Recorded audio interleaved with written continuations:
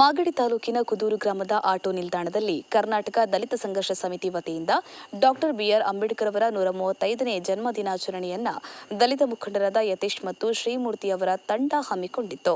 ಕಾರ್ಯಕ್ರಮಕ್ಕೆ ಆಗಮಿಸಿದ ದಲಿತ ದೌರ್ಜನ್ಯ ಸಮಿತಿಯ ನಾಮಿನಿ ನಿರ್ದೇಶಕರಾದ ನರಸಿಂಹಮೂರ್ತಿಯವರು ಅಂಬೇಡ್ಕರ್ ಅವರ ಭಾವಚಿತ್ರಕ್ಕೆ ಮಾಲಾರ್ಪಣೆ ಮಾಡಿ ದೀಪ ಹಚ್ಚುವ ಮುಖಾಂತರ ಕಾರ್ಯಕ್ರಮಕ್ಕೆ ಚಾಲನೆಯನ್ನ ನೀಡಿದರು. ಅಂತೆಯೇ ಬಂದಂತಹ ಎಲ್ಲ ದಲಿತ ಮುಖಂಡರುಗಳನ್ನು ಮುನಿರಾಜು ಅವರು ಸ್ವಾಗತಿಸಿದರು. ಕಾರ್ಯಕ್ರಮದಲ್ಲಿ ಜಿಲ್ಲೆಗೆ ದ್ವಿತೀಯ ಪಿಯುಸಿಯಲ್ಲಿ ಅತಿ ಹೆಚ್ಚು ಅಂಕ ಪಡೆದ ಚಿದಾನಂದ್ ಮತ್ತು ವರ್ಷಿಣಿ ಮದನ್ ಇವರುಗಳನ್ನು ಸನ್ಮಾನಿಸಲಾಯಿತು. ಈ ವೇಳೆ ದಲಿತ ಮುಖಂಡರಾದ ಕುಮಾರ್ ಮಂಜುನಾಥ್, ಒಕ್ಕೂಟದ ಪವನ್ ಕುಮಾರ್, ಹಿರಿಯ ಹೋರಾಟಗಾರರಾದ ಸಹದೇವಯ್ಯ, ನರಸಿಂಹಮೂರ್ತಿ, ಮಾಯಾಸಂದ್ರ, ರಮೇಶ್, ಯೋಗೀಶ್, ತೊರೆರಾಮಹಳ್ಳಿಯ ಶಶಿಕುಮಾರ್ ಹಾಗೂ ಹಲವು ದಲಿತ ಮುಖಂಡರು ಉಪಸ್ಥಿತರಿದ್ದರು. ಈ ಕಾರ್ಯಕ್ರಮ ರೂಪಿಸಿದಂಥ ಯತೇಶ ಮತ್ತು ಅವರ ಟೀಮು, ಯಾಕಂದರೆ ಒಂದು ಕಾರ್ಯಕ್ರಮ ಮಾಡಬೇಕು ಅಂದರೆ ಭಾಳ ಸುಲಭ ಅಲ್ಲ.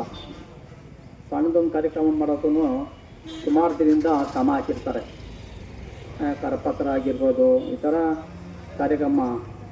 ಯಾಕಂದರೆ ಇವತ್ತು ದೇಶ ಅಲ್ಲ, ವಿಶ್ವದಂತೆ ಮಾಡ್ತದೆ ಕಾರ್ಯಕ್ರಮ ಇದನ್ನು.